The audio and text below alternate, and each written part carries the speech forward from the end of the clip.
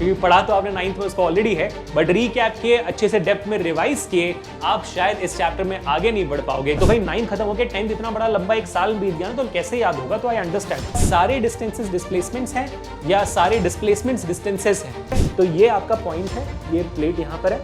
आधे रेवोल्यूशन के बाद आप देखोगे आपका जो है बढ़ रहे हैं तो पॉइंट बी 1 2 3 4 5 1 2 3 4 5।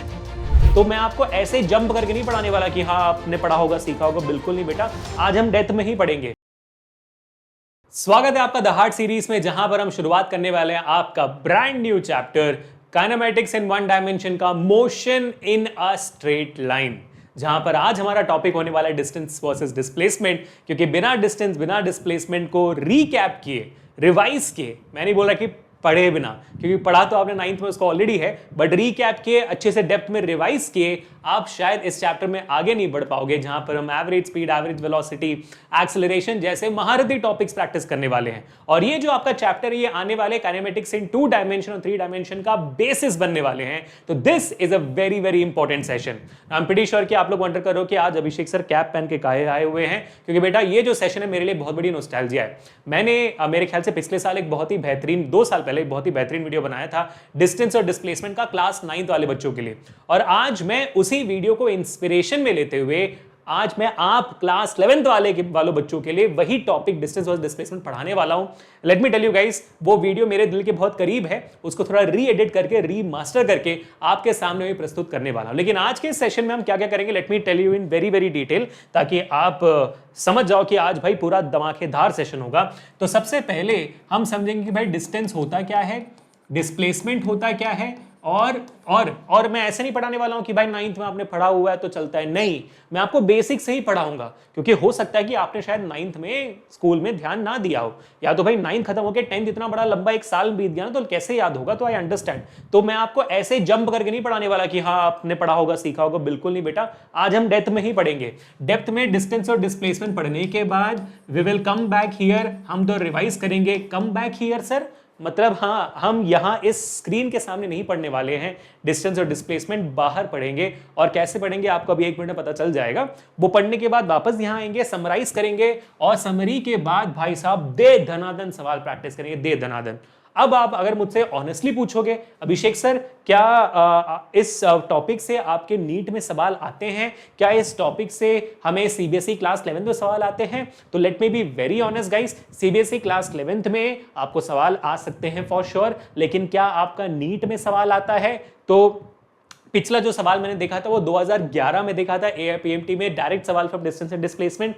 तो I am being very honest with you, मुझे आपको व्यूज बढ़ाने के लिए कहने की जरूरत नहीं कि भाई ये बहुत इंपॉर्टेंट टॉपिक है, डराने की बिल्कुल जरूरत नहीं है। लेकिन हाँ, ये बेसिक है हर एक चीज का, ठीक है? तो इसलिए समझना बहुत जरूरी है, इसलिए हम बहुत सारे सवालों को प्रैक्टिस जरूर करेंगे आज के सेशन में। और अगर आप में से कोई जेई प्रिपेयर कर रहा है तो भाई आज हम जेई लेवल के सवाल भी लाए हुए हैं ताकि आप फोड़ो। तो आज के इस प्रैक्टिस में ना पहले हम बेसिक सवाल करेंगे। आज तीन कैटेगरी के हैं। एक है आपका बेसिक सवाल, ठीक है, दूसरा है आपका पीवाईक्यू, एक सवाल जो आया वो मैंने दिखाऊंगा भाई, आपको क्यों नहीं दिखाऊंगा, और उसके बाद होगा आपका पीवाईक्यू के बाद अचीवर्स सेक्शन।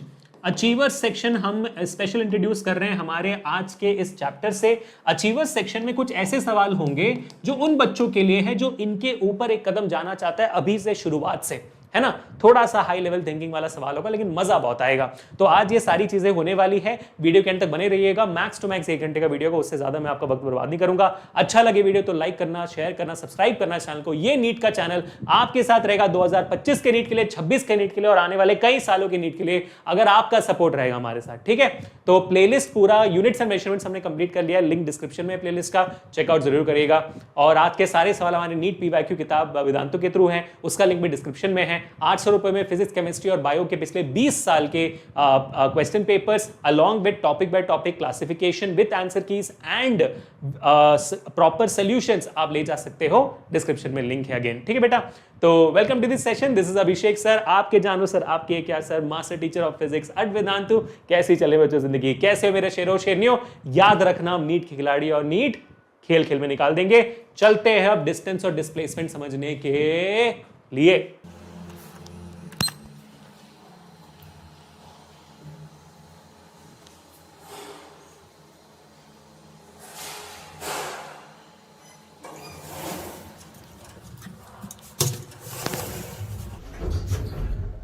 कितनी मेहनत करती है देखो आप लोगों के लिए, देख रहे हो कितनी मेहनत जा रही है आप लोगों के लिए।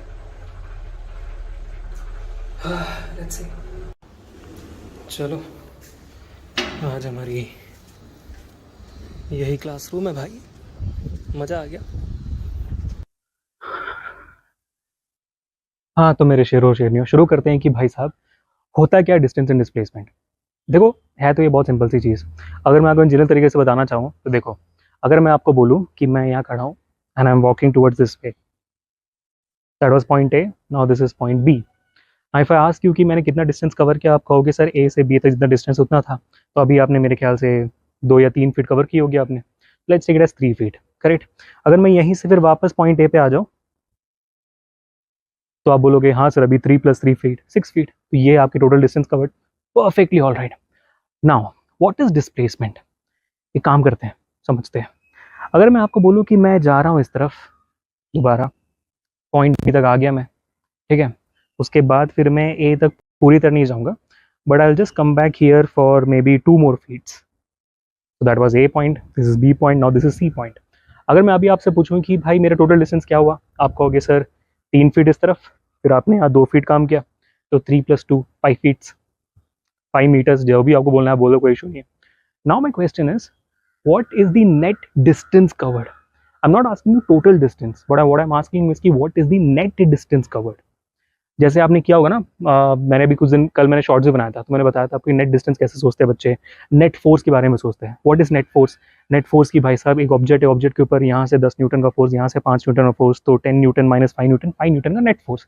ये हमने किया हुआ था आपके इवन फोर्सेज वाले चैप्टर में भी, करेंगे भी, नेक्स्ट चैप्टर में करेंगे भी, पिछले साल आपने किया भी हुआ 8th ग्रेड में। तो वैसे यहाँ पे नेट डिस्टेंस क्या हुआ, आप कहोगे सर यहाँ से 3 फीट और यहाँ से 2 फीट आपने वॉक किया, तो 3 - 2 feet, my answer is 1 feet. So people, that is exactly what displacement is. Yes, that is what exactly displacement is, which is nothing but the net distance traveled by you. It's not the total distance, it is the net distance. मजा आया? चलो अब आगे बढ़ते हैं। Displacement का सिर्फ ये एक डेफिनेशन नहीं होता है, इसके अलावा और भी बहुत सारे डेफिनेशंस होते हैं। तो will understand one of them, we have already understood one of them, we are gonna understand one more of it. For example, इस बार हमने स्ट्रेट वॉक नहीं करना, अभी इसमें ट्रायंगल बनाएंगे, ठीक है। मान लो हम शुरुआत यहाँ से करते हैं, this is our point A, ठीक है। ये पॉइंट ए से हम आगे बढ़ रहे हैं टू पॉइंट बी, 1 2 3 4 5, चलो 5 कदम चल लिए हमने, सीधा चल लिया हम। अब हम ट्रायंगल बनाएंगे, अभी हम उस तरफ जाएंगे, ठीक है, चलते हैं। 1 2 3 4 5। तो अगर मैं अभी आपसे पूछूं कि सर मैंने टोटल डिस्टेंस कितना कवर किया, आप बोलोगे सर 5 कदम + 5 कदम 10 कदम, यानी कि 10 फीट, बेसिकली बिल्कुल सही। लेकिन अगर मैं आपसे भी पूछूं कि मेरा नेट डिस्टेंस कितना है अभी यहाँ पे, यानी कि मेरा डिस्प्लेसमेंट कितना है, तो आप कैसे बताओगे? क्योंकि अब तो ये स्ट्रेट स्ट्रेट मोशन नहीं आ रहा ना, इजी था, 10 फीट 5 फीट इस तरफ 2 फीट इस तरफ, तो माइनस करना बहुत ईजी था। लेकिन अब तो ये सीधा सीधा नहीं रहा, अब तो ये ऐसे ही हो गया, तो अब कैसे निकालोगे? इस मामले में आती है आपकी सेकंड डेफिनेशन ऑफ डिस्प्लेसमेंट, जो बहुत इंपॉर्टेंट है, and this is the primary definition of displacement, is nothing else but the shortest distance between the initial and the final position of an object। क्या कह रहा हूँ मैं कह रहा हूँ it is the shortest distance between the initial and the final position of the object। दोबारा देखते हैं, हमने यहाँ से शुरुआत की थी, 1 2 3 4 5, 5 कदम डिस्टेंस, 1 2 3 4 5, 10 कदम डिस्टेंस। अब पॉइंट यहाँ पे ये है कि मेरे पॉइंट ए और मेरे इस पॉइंट सी, पॉइंट बी तो वहाँ था ना, point A point B point C, वो इनिशियल पोजीशन है, पॉइंट सी मेरा फाइनल पोजीशन है। तो इन दोनों के बीच में क्या है मेरा शॉर्टेस्ट डिस्टेंस? तो सिंपल है, आप बोलोगे सर ये straight line, this straight line between point A and point C is the shortest distance between initial and final position, and that is exactly what displacement is, the shortest distance between the initial and the final position, displacement. और जैसे अभी आपने यहाँ पे भी देखा होगा, the shortest distance is always a straight line, it can not be curved, isn't it? Exactly people, इस बात को पूरी तरह से याद रखना। So we have done 2 definitions of distance right now. Now let me ask you one question. ये तो सारी स्ट्रेट लाइन मोशन हो गए, बट अगर मैं आपसे भी पूछूं, देखते हैं, ये मेरा इनिशियल पोजीशन हुआ, अब मैं जा रहा हूँ, मैं स्ट्रेट नहीं घूम रहा, ना मैं ट्राइंगल बना रहा हूँ, बट इनफैक्ट मैं कुछ और बना रहा हूँ। समझ तो आ गया होगा आपको। हाँ, मैंने भी सर्कल बना दिया और सर्कल बना के मैं यहाँ पे खड़ा हो गया। अब मेरा सवाल है आपसे कि इस सिनेरियो में मेरा डिस्प्लेसमेंट कितना हुआ। मैंने ना ट्रायंगल मारा ना मैंने कुछ भी किया, मैं एक सर्कल मारकर वापस वहीं पे आ गया। You got the right people. इस मामले में मेरा डिस्प्लेसमेंट जीरो था। Why? Because what is displacement? The shortest distance between the initial and the final position of the object. लेकिन मेरा यहाँ पे इनिशियल और फाइनल पोजिशन तो सेम ही है, तो मैं तो घूम के सीधा यहीं पे आया। Hence my net displacement become zero. Got that point? वाह, मजा आया। तो ये मैंने आपको सर्कल वाला एग्जांपल इसलिए दिया क्योंकि आपके एग्जामिनेशन में बहुत सारे सवाल इसी के बेसिस में आते हैं। चाहे वो आपको मिड टर्म्स हो तो फाइनल एग्जामिनेशन हो या तो आपको यूनिट टेस्ट हो, तो बहुत सारे सवाल इससे रिलेटेड आएंगे। तो जब आपने कंप्लीट चक्कर मार लिया तो डिस्प्लेसमेंट जीरो हो गई। What if now we don't do the complete चक्कर but we do half of the चक्कर। यहाँ से शुरुआत की, सर्कल मारकर हम यहाँ पे आ गए, सीधा सीधा स्ट्रेट। तो यहाँ पे डिस्टेंस और डिस्प्लेसमेंट कितनी हुई, दिमाग लगाओ, समझ में आ जाएगा। हाँ, डिस्प्लेसमेंट कितना हुआ? ऑफ कोर्स बात है, आपने वहां पे शुरुआत की और आपने आधा सर्कल चक्कर लगाया, ठीक है। तो इस आधे सर्कल में डिस्प्लेसमेंट होता है आपका वहां से लेके यहाँ तक, that is basically your diameter. तो when you are completing half of the circle your diameter becomes your displacement. But what about the distance covered? Very very simple. जब आप डिस्टेंस की बात करते हो तो आपने आधा चक्कर लगाया है, मतलब आपने एक सेमी सर्कल बनाया है। और सेमी सर्कल का कैसे निकालते हो आप सर्कमफ्रेंस? टोटल सर्कल होता है 2 पाई आर, तो सेमी सर्कल हो गया pi r. That is basically your perimeter of a circle. That's what it is.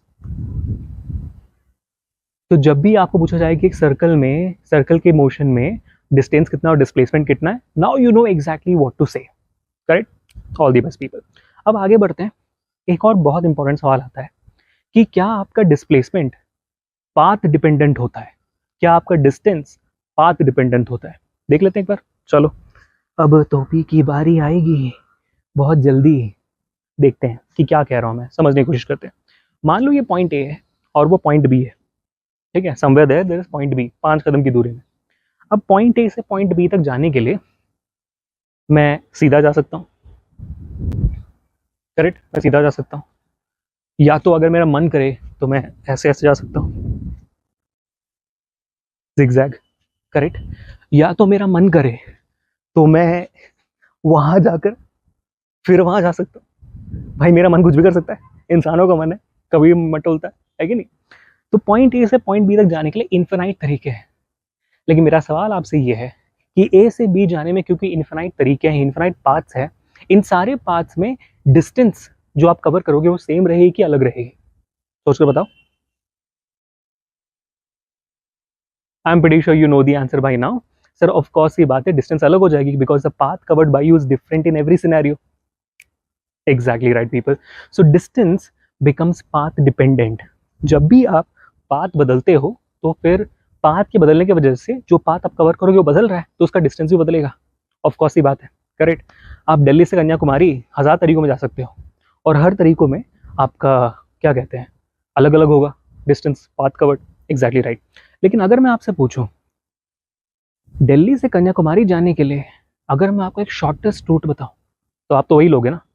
तो वैसे अगर मैं आपसे यहाँ पे पूछूं कि पॉइंट ए से पॉइंट बी में जाने के लिए शॉर्टेस्ट डिस्टेंस क्या होगा, तो आप क्या बताओगे?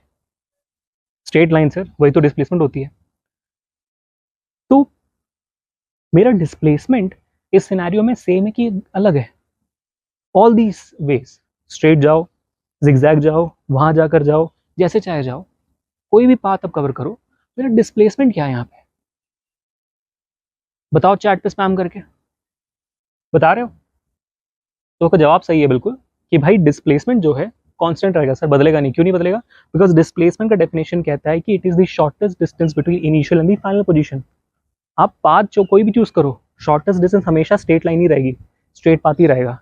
तो आपका displacement becomes a path independent quantity, यानी कि डिस्प्लेसमेंट को फर्क ही नहीं पड़ता कौन सा पाथ ले रहे हो। जिंदगी में कोई भी रास्ता चुन लो बेटा, फर्क नहीं पड़ता।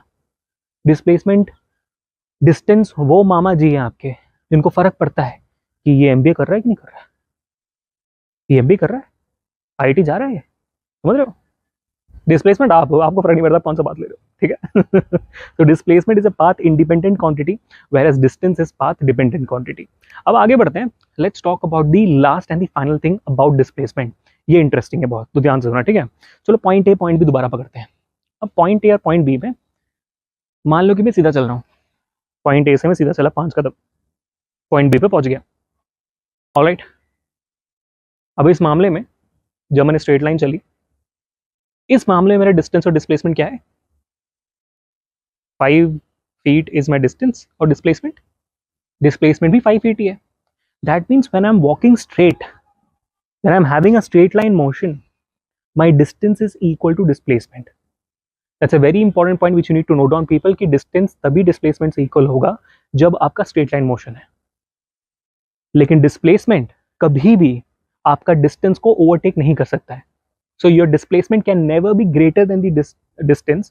It can be either equal to or less than distance. It can never be greater than distance. हमेशा याद रखना, displacement आपका is always lesser than or equal to distance. It's never greater than that.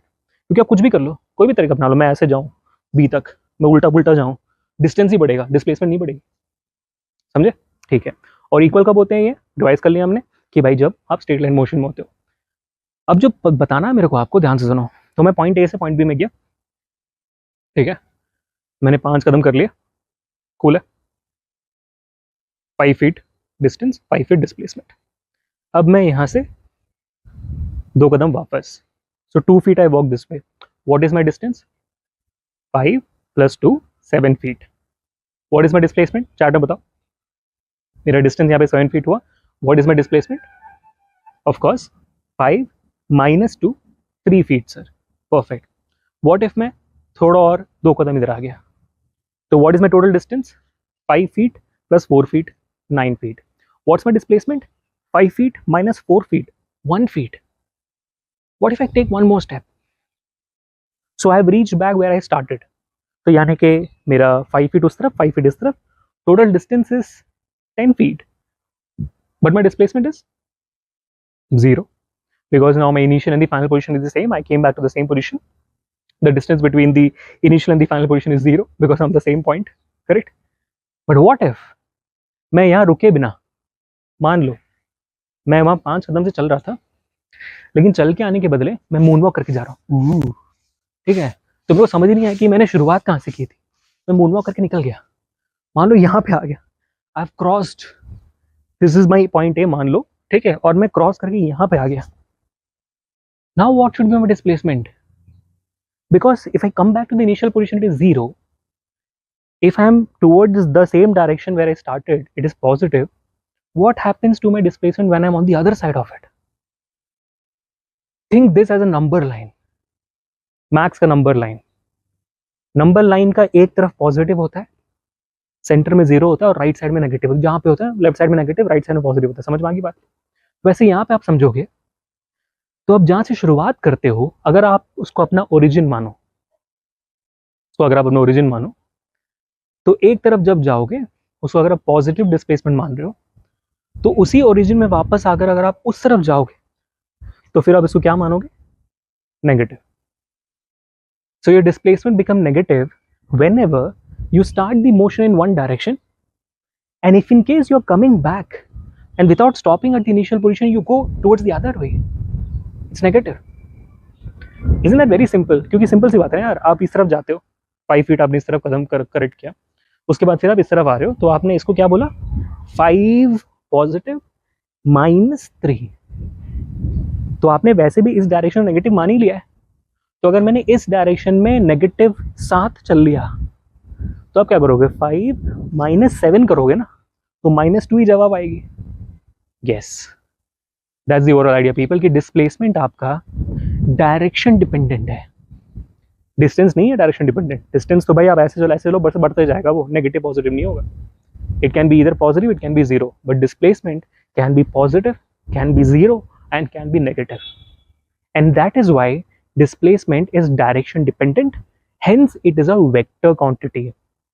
Distance आपका vector quantity नहीं है, it's a scalar quantity, but displacement becomes a vector quantity.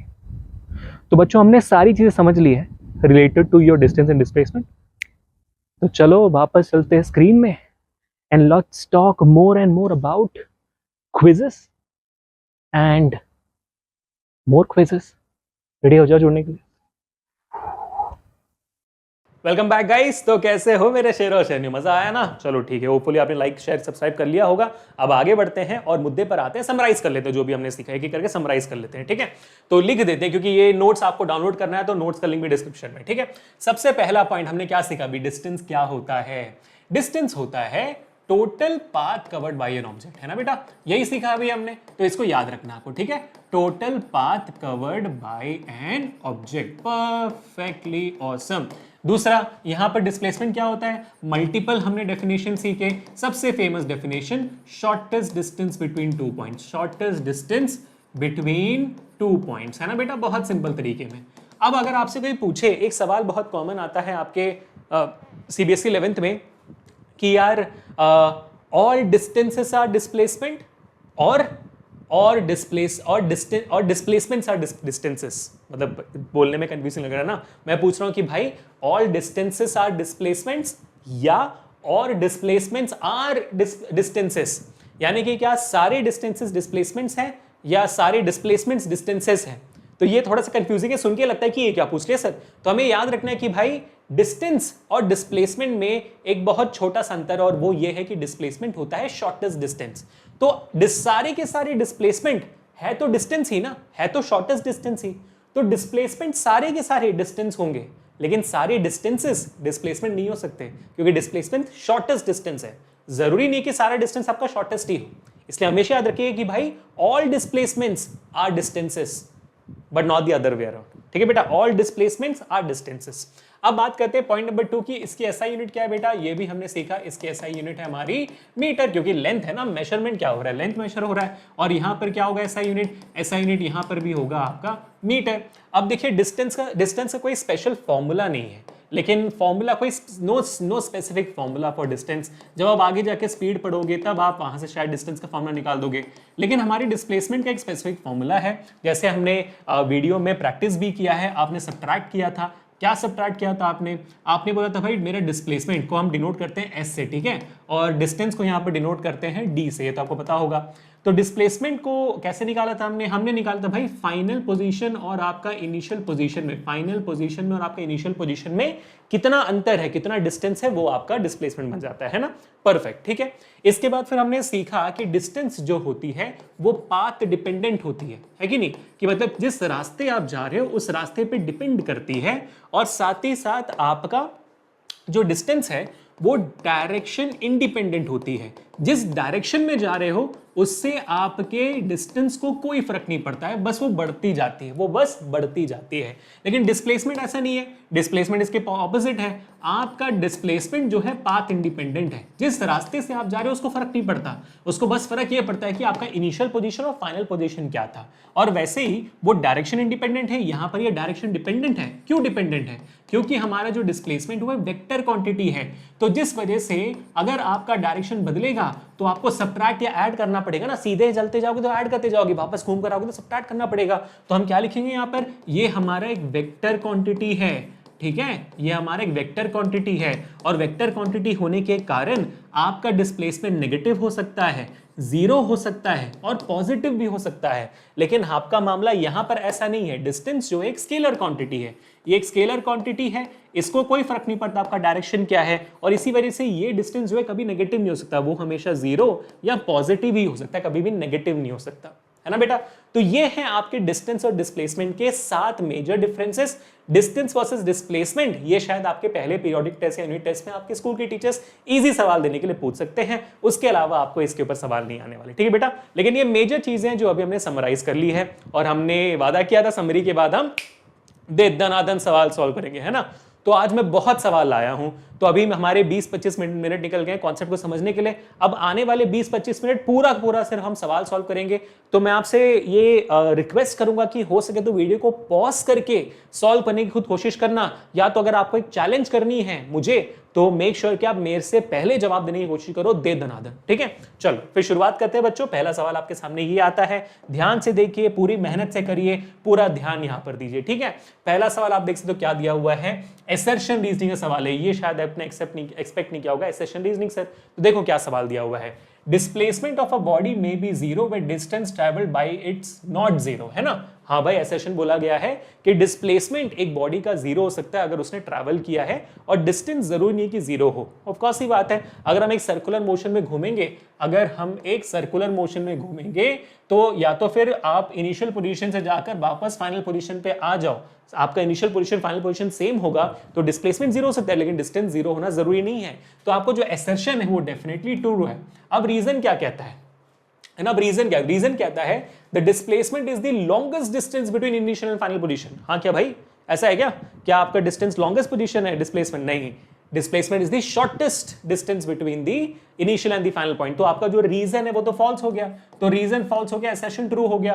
तो यहां पर कौन सा ऑप्शन चूज करोगे आप, assertion is true, reason is false, तो ऑप्शन सी इज यहां पर करेक्ट। बराबर है, मुझसे पहले जवाब दिया आपने, बहुत बढ़िया।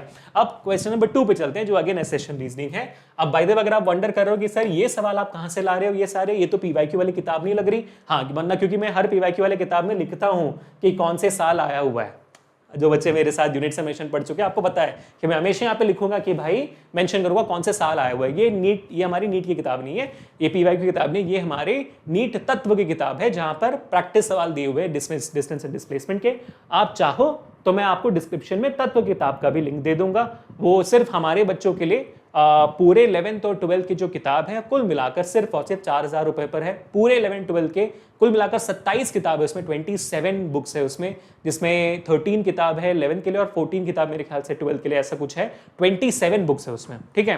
तो हर एक टॉपिक में आपको बेसिक सवाल भी मिलते हैं, आपको पीवाईक्यूज भी मिलते हैं, और साथ ही साथ आपका कॉन्सेप्ट के शॉर्टकट्स भी मिलते हैं, कॉन्सेप्ट भी एक्सप्लेन होता है, और एंड में होता है अचीवर सेक्शन, जहां पर थोड़े हाई लेवल के सवाल होते हैं आपके प्रैक्टिस के लिए। तो ऐसे कैटेगरी है, आप चाहो तो उसका लिंक भी मैं आपको दे दूंगा, ठीक है बेटा।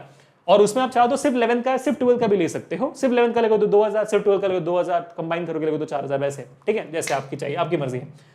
एसर्शन क्या है, displacement of a body is the vector sum of the area under velocity time graph. Sir समझ नहीं आया, क्या पूछा सर इसने, समझ नहीं आया मेरे को, छोड़ो जाने दो, रीजन पढ़ते हैं। रीजन क्या है, displacement is a vector quantity, बिल्कुल सही जवाब है भाई, रीजन तो सही है, रीजन सही कहता है, displacement is a vector quantity. तो आपका जो रीजन आर फॉल्स और assertion is true, reason is false, ये तो ऑप्शन नहीं होगा, सी डी नहीं हो सकते हैं, ए और बी में से कोई होना चाहिए, ठीक है।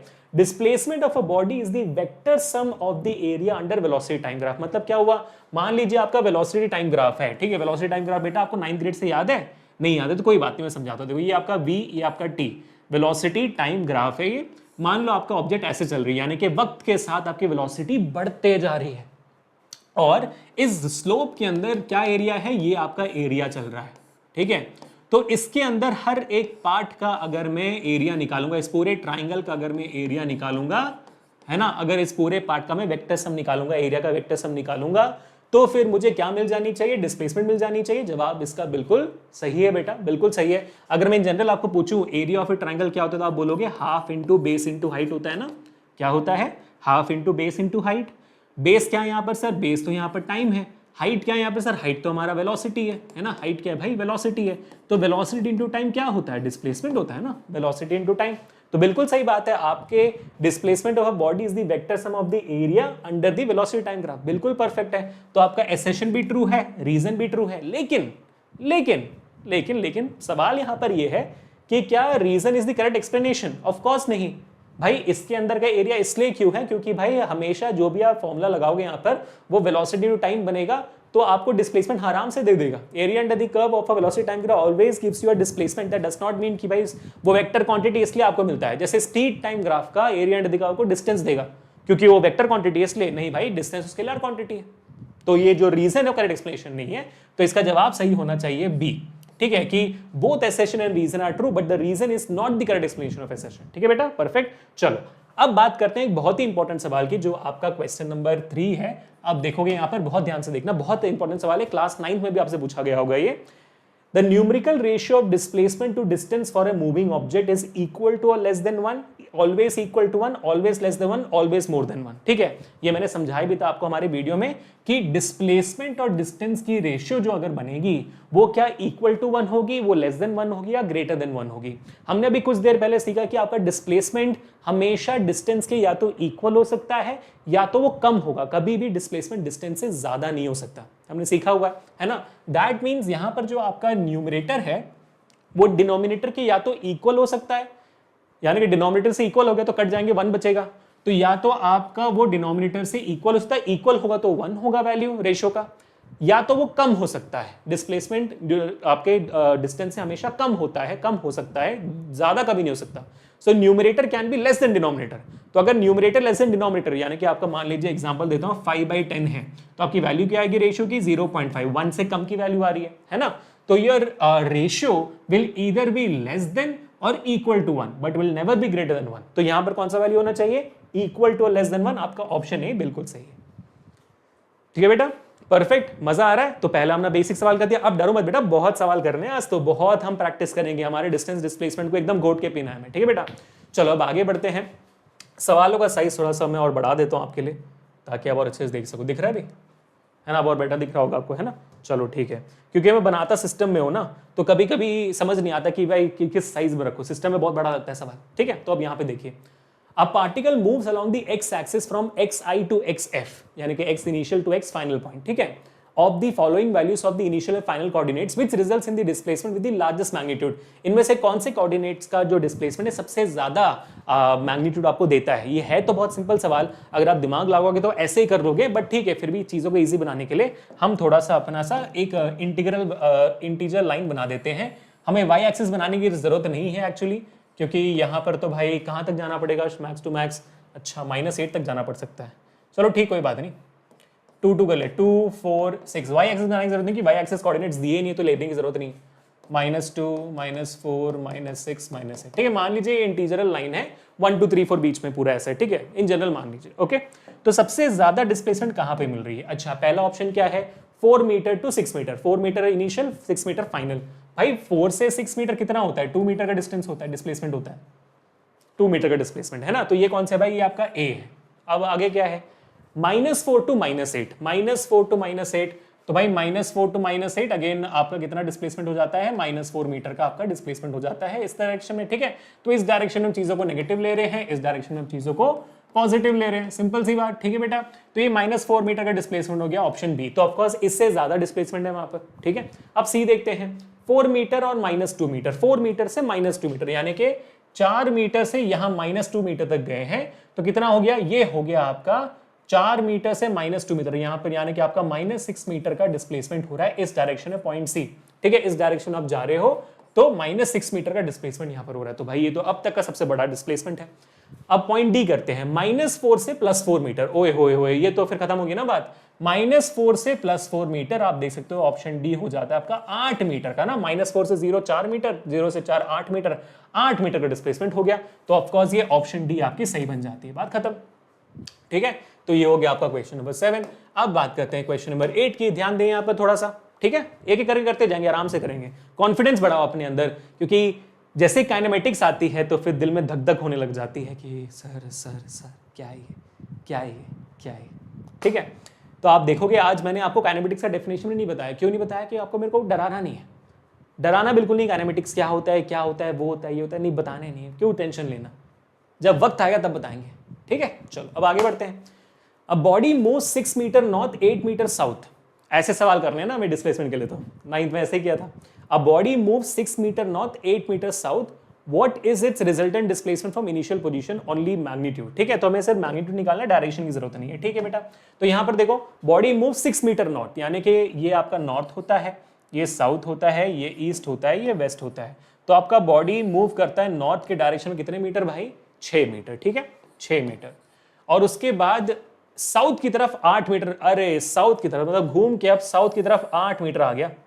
तो अगर आप ऊपर के डायरेक्शन को पॉजिटिव लोगे और नीचे के डायरेक्शन को नेगेटिव लोगे, तो जाहिर सी बात है -2 मीटर का यहां पर डिस्प्लेसमेंट होता है, क्योंकि शुरुआत यहां से की थी तो ये इनिशियल पोजीशन हो गया, ये आपका फाइनल पोजीशन हो गया। 6 मीटर ऊपर 8 मीटर नीचे, तो -2 मीटर का यहां पर डिस्प्लेसमेंट हो जाता है। बहुत सिंपल सवाल है ना, देखो हम बहुत सिंपल सवालों से कर रहे हैं बेटा, और इसमें देखो सिर्फ मैग्नीट्यूड पूछा तो माइनस लिखने की जरूरत नहीं आपको, 2 मीटर, बात खत्म। ठीक है, चलो अब बात करते हैं क्वेश्चन नंबर 9 की। क्वेश्चन नंबर 9 क्या पूछता है, 9 के लिए कलर अलग इस्तेमाल करेंगे, है ना, चमकीला कलर है बहुत 9। आ जाओ भाई, ठीक है, क्या है भाई, the location of a particle has changed. What can be say about the displacement and the distance covered by the particle, यानी कि भाई ऑब्जेक्ट का लोकेशन चेंज हो सकता है, जिस लोकेशन में था उस लोकेशन में अब है नहीं है। अब डिस्टेंस और डिस्प्लेसमेंट के बारे में हम क्या कह सकते हैं, क्या कह सकते हैं? Both can not be zero, नहीं भाई displacement can not be zero, ये तो बोलने की जरूरत नहीं है हमें, ठीक है, ये बोलने की जरूरत नहीं है हमें। One of the two may be zero, हाँ displacement can be zero, distance may not be zero, चाहे वो घूम के वापस आ सकता है ना, तो this is true, this is true statement. Both must be zero, नहीं भाई बोथ जीरो क्यों होंगे, हैं दोनों को जीरो, डिस्टेंस क्यों जीरो होगा?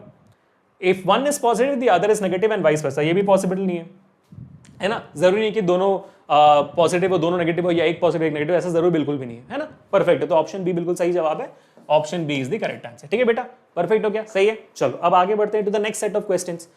आज भाई जैसे मैंने कहा बहुत प्रैक्टिस करनी है, आज सारे सवालों को करेंगे ना, मजेदार तरीके सारे सवालों करेंगे। चलो इस क्वेश्चन के इसको भी मैं बढ़ा देता हूँ थोड़ा सा आपके लिए, अब दिख रही है क्लियरली, चलो ठीक है परफेक्ट है। तो सबका ध्यान यहाँ पर, अभी सबका ध्यान यहाँ पर, चीजों कंटिन्यू करते जाएंगे।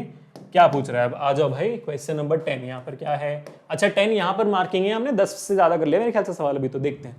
A boy stops after travelling 3 kilometre towards east, ठीक है, तो ईस्ट इस तरफ होती है, 3 किलोमीटर इस बच्चे ने ट्रैवल किया इस डायरेक्शन में, ठीक है बेटा, उसके बाद and then goes 4 kilometer towards north, अच्छा उसके बाद 4 किलोमीटर ऊपर गया, तो मेरे को शायद उल्टा थोड़ा सा नीचे बनाना चाहिए था इसे, है ना, तो 3 किलोमीटर इस डायरेक्शन में ईस्ट के डायरेक्शन में गए और 4 किलोमीटर ऊपर के डायरेक्शन में गए, है ना, ठीक है ओके। तो ये आपका इनिशियल पोजीशन हुआ है, ये आपका फाइनल पोजीशन हुआ है, ठीक है ओके। अब आगे क्या है, the resultant displacement of the boys, ठीक है बेटा, तो अब आपको सिर्फ इसका रिजल्टेंट डिस्प्लेसमेंट देना है। रिजल्टेंट डिस्प्लेसमेंट क्या होगा, the shortest distance between the initial and the final position, तो आप इसके टेल को, अरे सॉरी, हाँ, तो आप इस वेक्टर के टेल को इस वेक्टर के टेल से ज्वाइन कर सकते हो, ठीक है, तो ये आपका टेल टू हेड मेथड, नहीं भाई ये तो टेल टू हेड मेथड कर सकते हो ना, triangle law of vector addition add कर सकते हो आप, या तो फिर आप आराम से पाइथागोरस थ्योरम को निकाल सकते हो। ये आपका परपेंडिकुलर बन जाए, क्योंकि ये एक राइट एंगल ट्रायंगल है, तो ये आपका परपेंडिकुलर, ये आपका हाइपोटेनस बन जाएगा, ये परपेंडिकुलर और ये बेस बन जाएगा। तो यहाँ पर आप पाइथागोरस थ्योरम का भी इस्तेमाल कर सकते हो, यहाँ पर आप आपका आराम से triangle law of vector addition, parallel law of vector addition का भी इस्तेमाल कर सकते हैं, यहाँ पर कोई इशू नहीं होगा ना बेटा।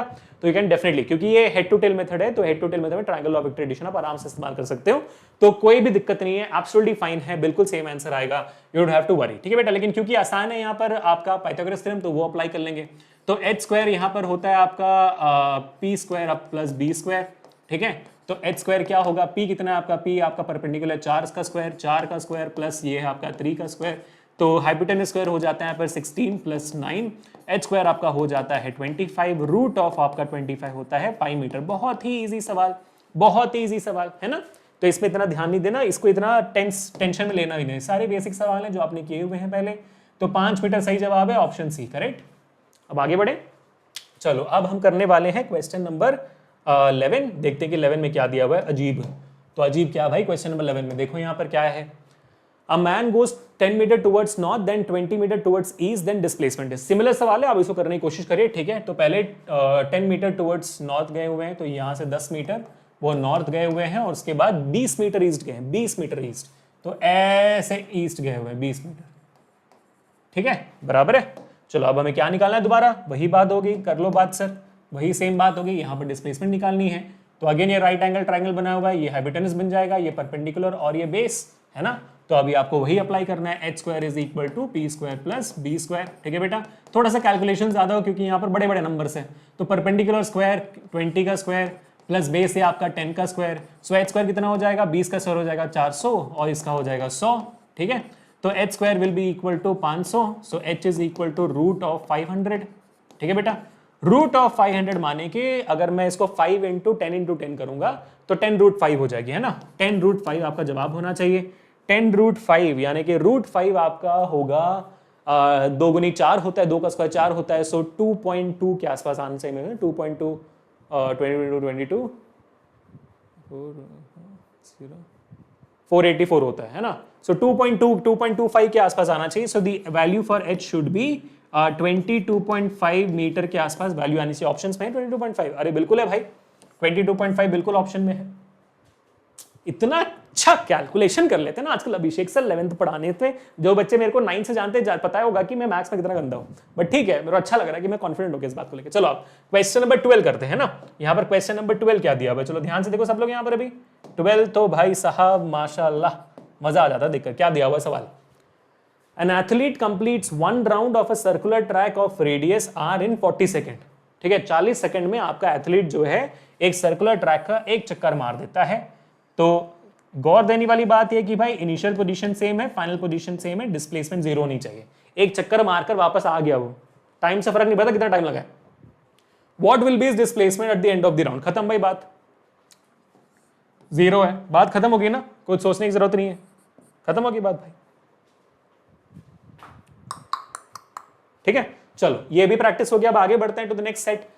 हाँ जी, ये हमारा मेरे ख्याल से आखिरी सेट है। इसके बाद फिर हम नीट के पीवाईक्यू करेंगे और फिर हम उसके बाद अचीवर सेक्शन में जाएंगे। ठीक है बेटा, तो आप पूरे ध्यान से यहाँ पर सब लोग देखिए। इसका भी मैं साइज थोड़ा सा बढ़ा देता हूँ यहाँ पर, है ना, क्वेश्चंस का दिख रहा है सबको? चलो बराबर है, ठीक है।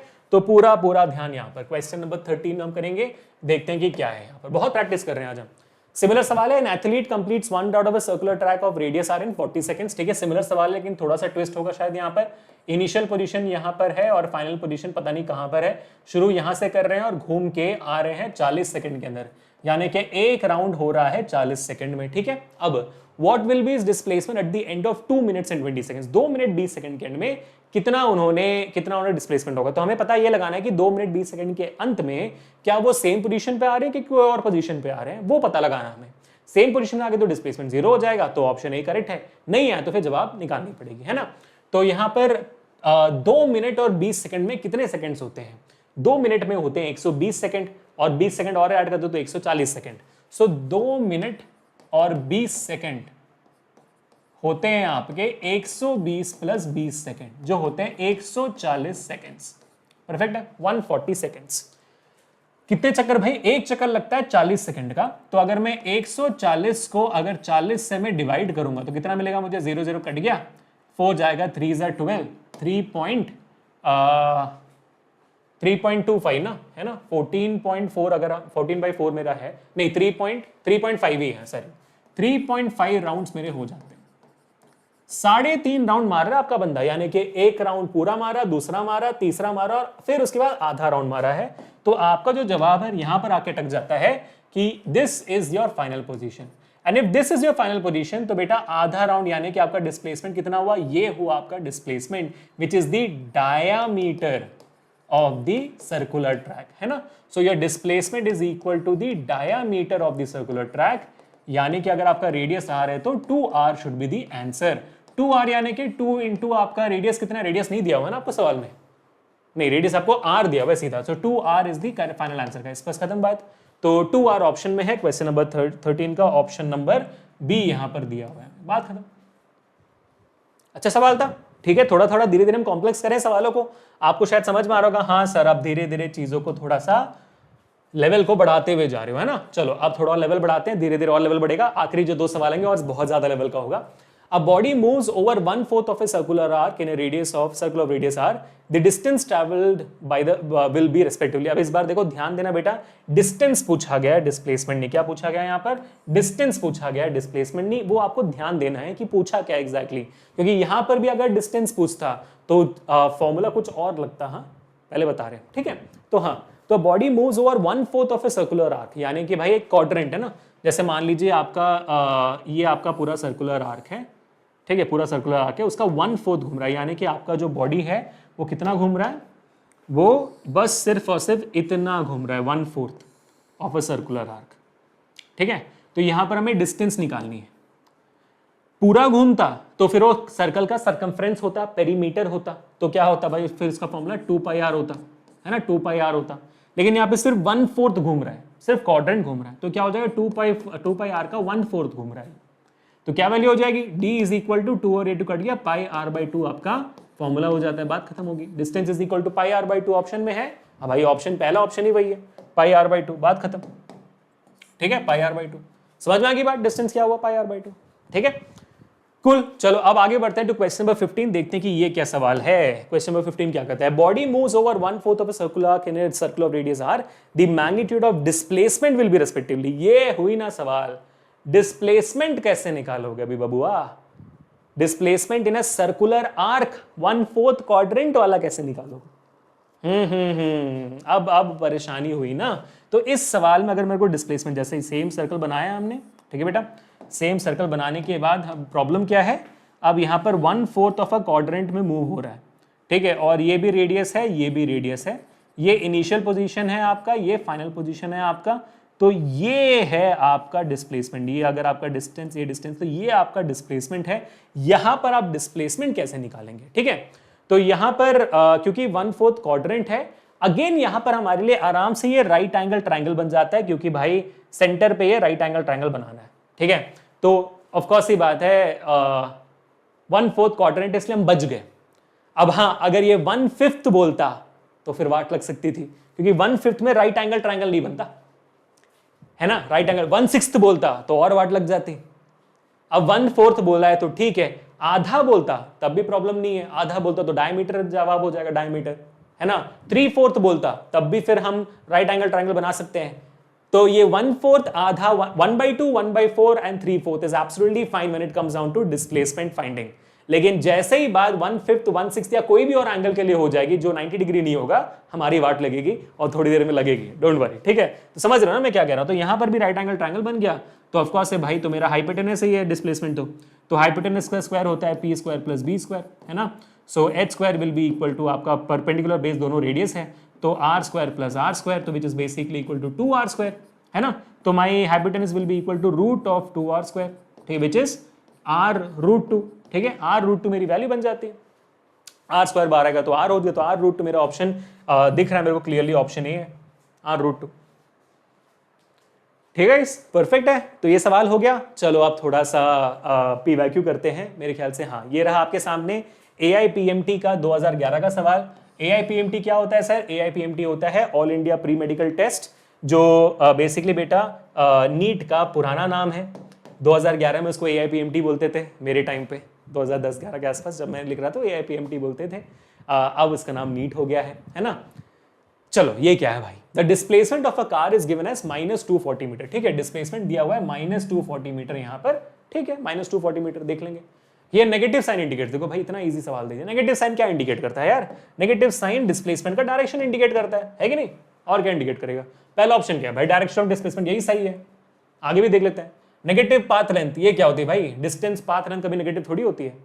Position of car is at point whose coordinate is -120, हट चल हट, नो सिग्निफिकेंस ऑफ नेगेटिव, हाँ देयर इज नो सिग्निफिकेंस, नहीं there is no significance of this question itself. तो -240 मीटर में नेगेटिव साइन इंडिकेट करता है डायरेक्शन ऑफ डिस्प्लेसमेंट, बात खत्म। इतना इजी सवाल भाई है कि नहीं? तो ये भी हमारा सवाल हो गया, पूरा कंप्लीट हो गया, ठीक है बेटा। अब हम आगे बढ़ेंगे और करेंगे वो सवाल जिसका हम सबको इंतजार था, हाई लेवल सवाल जिसमें आने वाला है बहुत ज्यादा मजा। तो इस वीडियो को अभी एंड तक देखना बस, और चलेगा ये सेशन मेरे ख्याल से 10 से 15 मिनट और फिर भाई खत्म पूरा सेशन, ठीक है। चलो अब पूरे ध्यान से देखो, पहला सवाल आपके सामने ये रहा और बहुत ही इंटरेस्टिंग और काफी अच्छा सवाल है। इसका भी जो साइज में थोड़ा सा बढ़ा देता हूं और देखते हैं कि इसको करना कैसे, ठीक है। तो सबका ध्यान यहाँ पर बेटा, क्या सवाल पूछा है यहाँ पर? मेरे को नॉस्टैल्जिया, और क्योंकि जेई का सेशन जब मैंने लिया था 5 साल पहले मेरे ख्याल से, तब भी मैंने ये सवाल कराया था और बच्चों को बहुत पसंद आया था। So I mean completely nostalgia now. तो क्योंकि 9th में हम इस लेवल के सवाल नहीं करवाते हैं, 11th में जब मैंने जेई 11 पढ़ाया था 5 साल पहले, तो इट्स अमेजिंग है, ठीक है। तो सवाल क्या देखते हैं, ठीक है। तो पूरा ध्यान यहाँ पर बेटा, पूरा ध्यान यहाँ पर, सवाल क्या है देखो, ठीक है। A wheel with radius 45 centimetre, यहां पर आपके सामने एक व्हील है। मैं इस डायग्राम का साइज थोड़ा और बढ़ा रहा हूं, ठीक है, मुझे इतना जगह काफी है, इतना भी नहीं चाहिए मेरे को, और बढ़ा देता हूं, ठीक है। पूरा ध्यान यहाँ पे, अब डायग्राम बढ़ गया। तो ये भाई, ये व्हील की रेडियस बताई जा रही है 45 सेंटीमीटर, कितनी? 45 सेंटीमीटर है इस व्हील की रेडियस, बराबर है। चलो ठीक है। रोल्स विदाउट स्लिपिंग, स्लिप नहीं हो रही है, सीधा रोल हो रही है। स्लिप का मतलब क्या होता है कि भाई वो रोल करते हुए ऐसे ऐसे स्लिप करके जाती, ठीक है। तो ये बताने के लिए कि भाई फ्रिक्शन है, बराबर रोल हो रही है, कोई भी एडिशनल डिस्प्लेसमेंट नहीं हो रहा, क्योंकि स्लिप की वजह से एडिशनल डिस्प्लेसमेंट हो सकती है ना, थोड़ा घुमा और फिर ऐसे सरकते हुए आगे चला गया तो गलत हो जाएगा, ठीक है। Okay, P is a dot pointed in the rim of the wheel at time t1, तो एट टाइम t1 है ये वाला पॉइंट P यहां पर है, is at the point contact between the wheel and the floor, ठीक है। At a later time t2 the wheel has rolled through 1/2 of a revolution, तो आधे रेवोल्यूशन के बाद, 1/2 मतलब क्या होता है? आधे रेवोल्यूशन के बाद आपका पॉइंट P यहां पर आ गया। आधा रेवोल्यूशन मतलब क्या होता है? आपका जो ये वाला पार्ट है ना, ये वाला जो पार्ट है, आधा रेवोल्यूशन ये होता है ना, आधे रेवोल्यूशन के बाद आपका पॉइंट P यहां पर आ गया।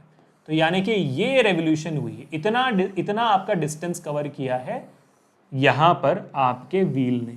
मुद्दा वही कहने की कोशिश कर रहे हैं यहां पे कि ये जो डिस्टेंस कवर हुआ है वो इसका आधा रेवोल्यूशन का डिस्टेंस है, यही कहने की कोशिश कर रहे हैं।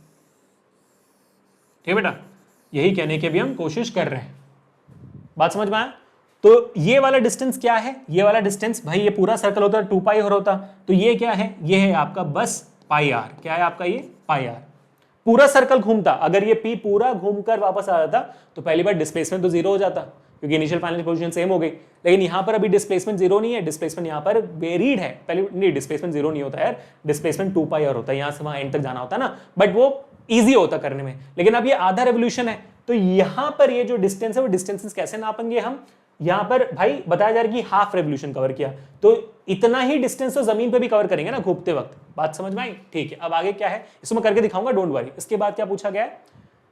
One of revolution, what is the displacement of P during the interval. ठीक है भाई, तो पॉइंट पी का इनिशियल पोजीशन यहां पर है, पॉइंट पी का आप देखोगे प्यारा सा इनिशियल पोजीशन यहां पर है, और ये आईपी दिख रही है ना? नहीं दिख रही है, कलर बदलते हैं, हाँ, ये इनिशियल पोजीशन यहां पर है, हाँ, और ये फाइनल पोजीशन है।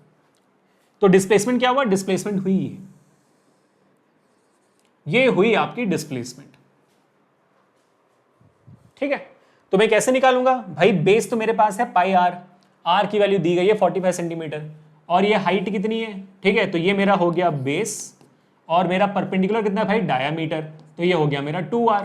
तो मेरे पास डायामीटर भी है, मेरे पास बेस भी है, अब मेरे को बस हाइपोटेनस निकालना, बात खत्म। तो ये जो सवाल है इसको मैं एक्चुअली प्रैक्टिकली करके दिखाता हूं आपको। चलो प्लेट लाते हैं। हाँ भाई, तो मिल गया, प्लेट आ गई हमारे सामने और बराबर पॉइंटर के साथ आई है। तो देखो, क्योंकि यहां पर आपको दो चीज नोटिस करनी है, मैं करके दिखाऊंगा, इसमें कोई प्रॉब्लम नहीं है ना, आपको बेस में कोई प्रॉब्लम नहीं है, ये आपका बेस है, आपका परपेंडिकुलर है, बेस में आपको कोई इशू नहीं होना चाहिए, क्योंकि बेस तो आपका 2r है, वो तो बराबर समझ में आता है, लेकिन ये परपेंडिकुलर पाई आर कैसे हुआ उसको हम समझ लेते हैं। ठीक है, तो मान लीजिए आपका ये पॉइंट P1 यहां पर है, P1 यहां पर है, ठीक है, P1 यही है ना, और सर्कमफ्रेंस अभी सर्कल क्या होता है? 2 पाई आर। तो अगर मान लीजिए आपका ये P1 यहाँ पे देखो लिखा हुआ है, ठीक है, ये P1 है, लिखा हुआ है P1, और ये आपका P2 है, P2 लिखा हुआ है। ठीक है, अब ध्यान से देखिए, अगर P1 पूरा चक्कर लगाता, मतलब ये पूरा चक्कर लगा के वो P1 जो है वापस नीचे जाएगा, ऐसे P1 पूरा चक्कर लगा जाता, तो कितना उसने कवर किया है? P1 ने पूरा चक्कर मारा, यानी कि उसका डिस्टेंस जो जमीन पे कवर किया वो कितना हो गया मेरे हाथों पर? 2 पाई आर हो जाता है, क्योंकि circumference circle is 2 pi R. लेकिन अभी आपका जो P1 है वो P1 यहां से घूमते हुए अपने इस पोजीशन पर आता है, तो अभी उसने आधा ही रेवोल्यूशन कवर किया हुआ है ना, ये पॉइंट यहां से आधा रेवोल्यूशन कवर करके आया हुआ है, तो ये कितना हो गया? Pi are. और आपको देखो घूमने के बाद यहीं पर आ जाता है, तो परपेंडिकुलर जो बेस है वो भी आपका बन जाता है 2r। परफेक्ट है, चलो ठीक है, अब हम इसको सॉल्व करेंगे, देखते हैं कितना आता है जवाब। तो इसके आगे तो मेरे ख्याल से आप महान हो, आप आराम से कर लोगे आपका जवाब, क्योंकि यहाँ पर लगाना क्या है? यहाँ पर तो लगाना वही है ना, Pythagoras theorem. So h square will be equal to p square plus b square बेटा। So h square will be equal to perpendicular का स्क्वायर, परपेंडिकुलर क्या है यहाँ पर? पाई आर का स्क्वायर, पाई आर का स्क्वायर, और बेस कितना है आपका? बेस है आपका 2r का होल स्क्वायर। ठीक है, तो ये भी होल स्क्वायर है। ठीक है, so h square will be equal to pi R का होल स्क्वायर। सही कि अंडर रूट कर ले? अंडर रूट भी कर सकते हैं ना, r को फिर बाहर निकाल पाएंगे। हाँ, ये कर लेते हैं। ठीक है, तो h को ले लेते हैं, यहां पर कैलकुलेशन इजी बनाने की कोशिश करते हैं हम। h is equal to root of pi R का होल स्क्वायर प्लस 2r का होल स्क्वायर। तो यहां पर हम क्या करेंगे, हमारे r स्क्वायर का दोनों साइड में कॉमन है, उनको हम कॉमन लेके बाहर ले लेंगे, तो the answer would come out to be r बाहर आ जाएगा, r स्क्वायर से बाहर आएगा तो r बन जाएगा। यहाँ पर बचेगा आपका पाई स्क्वायर, और यहाँ पर आपका बचेगा 2 का स्क्वायर जो होता है 4। ठीक है, so here h is equal to r which is 45 centimetre, pi का स्क्वायर दैट इज 3.14 का स्क्वायर करना है आपको, 3.14 का स्क्वायर कर लीजिए, या तो फिर आप इसको इजी करने के लिए 22/7 ही ले लीजिए, आपकी मर्जी है। 22/7 22/7 कर लो तो ज्यादा बेहतर पड़ेगा आपके लिए, है ना, और फिर +4 है तो फिर कैलकुलेशन में डिवाइड करने में आपके लिए शायद आसानी हो सकती है, शायद, जरूरी नहीं है कि हो, शायद हो सकती है, बता रहा हूं बस। ठीक है, सो या तो 3.14 का स्क्वायर कर लो आप, वो भी आसान पड़ेगा आपको, 3.14 इंटू 3.14, 4 4 16, 1 कैरी, 4 1 4, 4 3 12, 0 4 1 4, 1 1 1, 3 1 3, 0 0, 4 3 12, 1 कैरी, 3 1 3, 4, 3 3 ज़ा 9, ठीक है बेटा, बराबर। तो 6 4 4 8 और ये 2 3 3 और ये 5, 4 3 7 और ये 8 और ये 9, तो कितना जीरो भाई, 2 1 2 3 4, 9.8586 प्लस 4 हो गया आपका, प्लस 4 कर दोगे आप तो ये बन जाएगा 9.8586 प्लस 4 13.8586, है ना। सो 8586, थोड़ा सा इसको सिग्निफिकेंट फिगर से बदल देंगे तो मेरे ख्याल से हम 13.9 ले सकते हैं। 13.9 या तो √14 अप्रोक्सीमेटली ले लीजिए, 14 ले लीजिए अप्रोक्सीमेटली, है ना, अप्रोक्सीमेटली इक्वल टू 14 ले लीजिए, आपके लिए आसान हो गया इसलिए मैं कह रहा हूँ। सो 45 इंटू √14, तो √14 कितना होता है यार, 3 3 9 होता है, 4 4 16 होता है, तो 45 इंटू 3 और 4 के बीच में होगा, क्लोजर टू 3.8 होना चाहिए मेरे ख्याल से। एक काम करते हैं 37 इंटू 37 करके देखते हैं ना। सो 37 इंटू 37 करेंगे, अप्रोक्सीमेट कर रहे हैं, 7 7 49, 4 कैरी, 7 21 21 4 25 0, 7 3 21 2 कैरी, 3 9 111, तो 9 ये 6 ये 3 और ये 1, तो 1369 हो गया 14, यानी कि बेटा आपका 13.69। तो एक बार 38 इंटू 88 करेंगे तो करके देखते हैं, 38 इंटू 38 ये भी करके देख लेते हैं, 8 8 64, 6 कैरी, 8 3 24 24 6 30 0, 8 3 24 2 कैरी, 3 9 और ये 11 हो गया, तो 4 ये 4 ये 4 और ये 1 नहीं, ये 14 से ज़्यादा जा चुका है, तो आपके पास यही वैल्यू है, तो 3.7 आपकी वैल्यू आ जाती है अप्रॉक्सीमेटली, ठीक है बेटा। 13.69 है, 3.77 के बाद तो कुछ 1 2 3 4 5 कुछ भी हो सकता है, 3.7 ले लेते हैं, परफेक्ट है। 3.8 नहीं हो सकता तो 3.7 ही लेना पड़ेगा, 3.8 नहीं हो सकता वो, तो 3.75 के अंदर होना चाहिए, तो इट्स फाइन। सो 45 इंटू 3.7 आपके सामने वैल्यू आ चुकी है। फाइनल वैल्यू कैलकुलेट करके देख देते हैं, तो 45 इंटू 37, 7 5 35, 3 कैरी, 7 28 28 3 31 0, 5 3 15, 1 4 3 12 13, ठीक है, तो आपकी वैल्यू आ जाती है 5, ये हो गया 6, ये हो गया 6 और 1, 16.65 सेंटीमीटर आपकी वैल्यू आ चुकी है। 16.6 नहीं भाई, 166.5 सेंटीमीटर आपकी वैल्यू आ चुकी है। राउंड ऑफ करेंगे तो 167 सेंटीमीटर के आसपास वैल्यू आनी चाहिए, ऑप्शन में है कोई नजदीक वाला, 168 सेंटीमीटर है यहाँ पर, तो हमारे राउंड ऑफ में हमने मल्टीपल टाइम राउंड ऑफ किया हुआ है, यहाँ पर एक बार अप्रोक्सीमेशन की हुई है, उसके बाद भी अप्रोक्सीमेशन की हुई है, तो सबसे इजीएस्ट आंसर आपका 168 167 सेंटीमीटर, परफेक्ट है गाइस, बहुत बढ़िया। तो कैसा लगा ये सवाल, मजा आया? देखो ये सवाल इससे तो इसके बाद तो मैथमेटिक्स थी, बस समझना ये वाला पार्ट था, कर लिया हमने, ठीक है। चलो अब आगे बढ़ते हैं to the last question for today guys, last and the final question, जिसका हम सबको इंतजार था। क्यों था? क्योंकि ये वो सवाल है जहां पर परपेंडिकुलर नहीं बनेगा, तब क्या करना है वही समझने अभी हम वाले हैं, ठीक है बेटा। तो सबका ध्यान यहाँ पर, परपेंडिकुलर नहीं बनेगा तो पाइथागोरस थ्योरम का इस्तेमाल नहीं हो सकता है, और अभी आप क्लास 11th में हो तो इसी वजह से ऐसे सवालों को करना भी बहुत ज्यादा जरूरी है, ठीक है। तो सबका ध्यान यहाँ पर बेटा, बहुत क्रिटिकल सवाल है, अच्छा सवाल है, क्लास 11th में आपको डराने के लिए आपके टीचर्स दे सकते हैं, लेकिन हम डरने वालों में से है नहीं, है ना। चलो, a person move from A to B, आप देखोगे ये आपका इनिशियल पोजीशन हो गया, ये आपका फाइनल पोजीशन हो गया, और ये आप क्लियरली देख सकते हो कि भाई ये भी रेडियस है, ये भी रेडियस है, लेकिन 90 डिग्री का एंगल है नहीं बीच में, है ना। If the distance travel by him is 60 meter, तो आपको डिस्टेंस ही पूछा बताया रहा है कि भाई ये जो आर्क का लेंथ है वो 60 मीटर का है, आर्क का लेंथ कितना है, 60 मीटर का लेंथ है। Then the magnitude of displacement would be cos 135, तो डिस्प्लेसमेंट का वैल्यू निकालना है, तो डिस्प्लेसमेंट क्या होगा, ये इनिशियल फाइनल पोजीशन है, यानी कि डिस्प्लेसमेंट आपका ये हो गया। तो ऑफ कोर्स ही बात है, यहाँ पर हेड टू टेल मेथड का कॉन्सेप्ट हो जाएगा, डिस्प्लेसमेंट वेक्टर का निकालना पड़ेगा, यानी कि आपका vector law, triangle law of vector addition apply करनी पड़ेगी यहाँ पर, है ना। और triangle law of vector addition होता क्या बेटा, अगर आपको याद हो, अगर आपने मेरा वेक्टर्स का सेशन नहीं देखा है बेटा तो देखना जरूर, किसी भी रिजल्टेंट वेक्टर का कैसे निकालते हैं वैल्यू, उसका फॉर्मूला एक सिंपल सा आपको याद होगा, नहीं याद तो मैं बताता हूँ। रिजल्टेंट वेक्टर का फॉर्मूला होता है root of a square plus B square plus 2ab cos theta, यही होती है ना। a square plus B square plus 2ab cos theta, यही होती है आपकी वैल्यू ऑफ वेक्टर। बढ़िया, सिंपल। रिजल्टेंट वेक्टर ऐसे निकालते हैं, तो यहाँ पर आपको जो डिस्प्लेसमेंट है उसका रिजल्टेंट वेक्टर मैंने वहां पर फॉर्मूला लिख दिया आपके लिए। अब आपको बस वैल्यूज डालनी है, ठीक है। ए और बी क्या है, ये आपका a है, ये आपका b है, ठीक है। जो इसका वैल्यू है, जो इसका डिस्टेंस है वो आपका a और b है, तो अब वैल्यू डाल दीजिए भाई। यहाँ पर क्या आएगा, r vector is equal to root of a square, क्या हुआ, एक सेकंड यार मेरे को एक छोटा सा यहाँ पर मिस्टेक हो गया मुझसे, यहाँ पर ये जो है ना, ये फॉर्मूला में b square minus 2ab cos theta है, प्लस नहीं, ठीक है, सॉरी अबाउट दैट गाइस, ठीक है। तो यहाँ पर फिर हमारी वैल्यू कितनी आने वाली है, हमारी वैल्यू आएगी यहाँ पर, जल्दी से देख लेते हैं, a स्क्वायर यानी कि आपका r स्क्वायर बन गया, b स्क्वायर होता है आपका दोबारा r स्क्वायर बन गया, माइनस 2 ए क्या है, आर है, बी भी आर है और कॉस 135 डिग्री बन गया। ठीक है, तो r vector is equal to, अगर मैं यहाँ पर कैलकुलेट करूँ तो r square plus r square 2r² बन जाता है, minus 2r into are again r² बन जाता है। कॉस 135 का वैल्यू यहाँ पर आपको दिया हुआ है -0.7, तो -0.7 आप लिख सकते हो अंदर यहाँ पर। बराबर, देखो सब तो दिया हुआ है, कुछ नहीं करना। और तो फिर आर वेक्टर निकालेंगे तो आप देख सकते हो यहाँ पर 2r² कॉमन है, तो 2r² बाहर आ जाएगा। 2r² अगर बाहर आएगा तो r² का तो रूट निकल जाएगा, r बन जाएगा, तो लिखा पे √2r बचेगा, है ना। सो √2r बचेगा बाहर में और अंदर में रहेगी आपकी मतलब क्योंकि 2r² कॉमन है ना, तो यहाँ पर बचेगा आपका 1, 2r² का 1 बचा, माइनस यहाँ पर भी 1 बचेगा, तो ये हो जाएगा माइनस ऑफ -0.7 ना, तो प्लस 0.7 आपका हो गया यहाँ पर। So R vector is equal to √2r और ये हो गया √1.7। ठीक है, so R vector is equal to कितना, आर वेक्टर यहाँ पर कितना बन जाता है भाई, ठीक है, आर वेक्टर यहाँ पे कितना बन जाता है, पहले √2 तो भाई 1.414 होता है, ये आप जानते हो, इंटू आर इंटू √1.7 आपका होता है guys somewhere about I think 1.3 होना चाहिए। 13 × 13 169 होगा, तो 1.170 के आसपास होता है, तो 169 होगा तो 1.3 हो जाता है।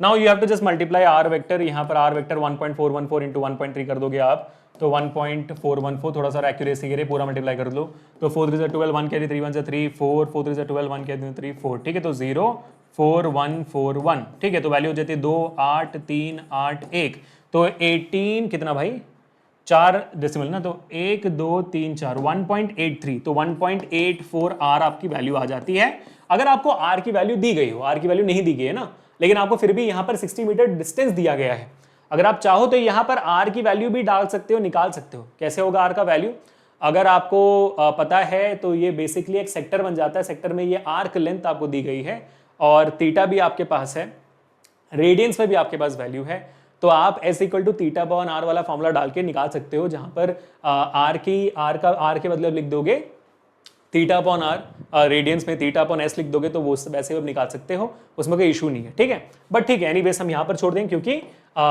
S की वैल्यू कुछ भी हो सकती है, R की वैल्यू कुछ भी हो सकती है। मैं यहाँ पे फॉर्मूला लिख देता हूँ आपके लिए, S = θ/r का फॉर्मूला हो सकता है, या तो फिर आपका जो ये तब होगा, ये थीटा नहीं है एक्चुअली, जब आपका थीटा आपका रेडियंस में होगा तब आप ये फॉर्मूला इस्तेमाल कर सकते हो, वरना तो फिर आपके पास S का दूसरा फॉर्मूला भी है ना, विच इज होता है ना आपका S = θ/360 of 2πr into 2πr, ये आपका जो फॉर्मूला था जब थीटा इज इन डिग्रीज, है ना, ये फॉर्मूला भी होता है आपको, तो 135/360 इंटू 2πr आप कर सकते हो, तब वहां से भी आपको आर की वैल्यू डाल देते हो। ठीक है, तो मैं आपको ये जनरलाइज बता रहा हूँ, आर आप रेडियंस या डिग्री किसी में डाल के यहाँ पे वैल्यू निकाल सकते हो। अगर आप डालोगे, let me know what is the answer which comes out, अब मेरे को बताना कि भाई आपका ये रिजल्टेंट डिस्प्लेसमेंट वेक्टर की वैल्यू क्या आती है किसी भी फॉर्मूला को अप्लाई करते हुए।